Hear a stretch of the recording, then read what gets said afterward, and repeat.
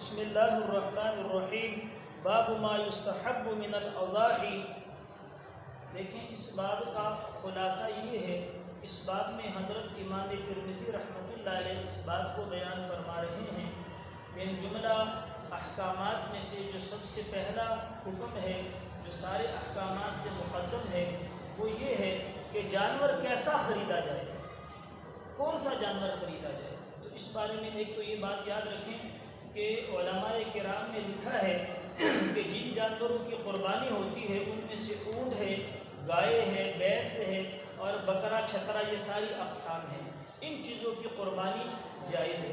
ان میں سے ایک بعض لوگوں کے ذہن میں یہ ہے کہ یہ جو بھینس ہے اس کی قربانی نہیں ہوتی، یہ غلط نظریہ ہے۔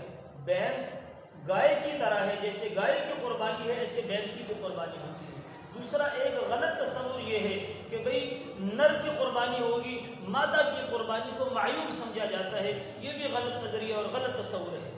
ان میں سے اونٹ، گائے، بھینس، بکرا، چھترا، جتنی بھی یہ اقسام ہیں، ان میں سے چاہے نر ہو چاہے مادہ ہو، قربانی دونوں کی جائز ہے۔ لیکن اس باب کا جو خلاصہ اور مقصود وہ یہ ہے کہ جانور خریدتے ہوئے جو سب سے پہلے چیز آپ نے خیال رکھنا ہے کہ خوبصورت جانور ہو اور فربا ہو، یعنی تکڑا جانور ہو، موٹا تازہ جانور خریدنا ہے آپ نے۔ مریلا جانور خریدنا جس کے اندر صرف ہڈیاں ہی ہڈیاں ہیں اور اس کے اوپر کوئی گوشت کے اثرات نہیں ہے، علماء نے ایسے جانور کی قربانی کو ناجائز قرار دیا۔ ایسے جانور کی قربانی نہیں ہوتی جو مریلا جانور ہے۔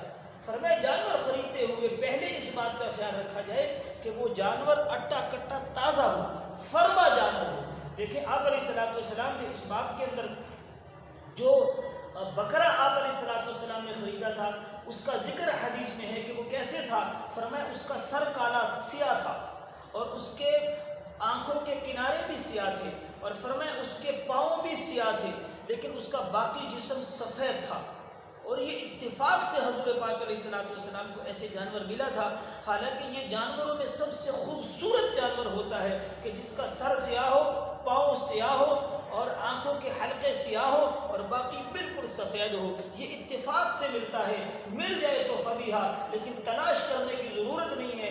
آپ علیہ السلام کو بھی اتفاق سے یہ جانور ملا تھا، لیکن مقصود یہ ہے کہ حضور علیہ السلام خوبصورت جانور ذبح کرتے تھے، جو خوبصورت بھی ہوتا تھا اور فربا اٹا کٹا موٹا تازہ جانور ہوتا تھا۔ ہم لوگوں کے اندر یہ بیماری ہے کہ ہم بازار میں جا کے جیب کو دیکھتے ہیں، جن لوگوں نے قربانی کرنی ہے اللہ کے دیے ہوئے میں سے قربانی کرنی ہے، خوبصورت جانور خریدیں، کیونکہ یہ جانور قیامت کے دن آپ کے کام آنا ہے۔ یہ جانور جتنا بڑا ہوگا اسی سیز میں وہ جانور آپ کے ترازو نامہ اعمال کے ترازو میں تلے گا۔ اور اللہ تو اتنے قدردان ہے، پچھلے باب سے معلوم ہوا کہ اس کی کھریں جو تم پھینک دیتے ہو، اس کے سینگ جو تم پھینک دیتے ہو، اس کے بال جو تم پھینک دیتے ہو، اللہ جل شانہ ان چیزوں کو بھی سنبھال کے رکھتے ہیں، اور قیامت کے دن وہ چیزیں بھی آ کے تمہارے نامہ اعمال کے اندر تلیں گی، اس کا بھی تمہیں اجر اور ثواب ملے گا۔ تو خلاصہ یہ ہوا کہ سب سے پہلے جو جانور آپ نے خریدنا ہے وہ اٹا کٹا موٹا تازہ فربا جانور آپ نے خریدنا ہے اور خوبصورت جانور آپ نے خریدنا ہے۔ اللہ ملک کی توفیق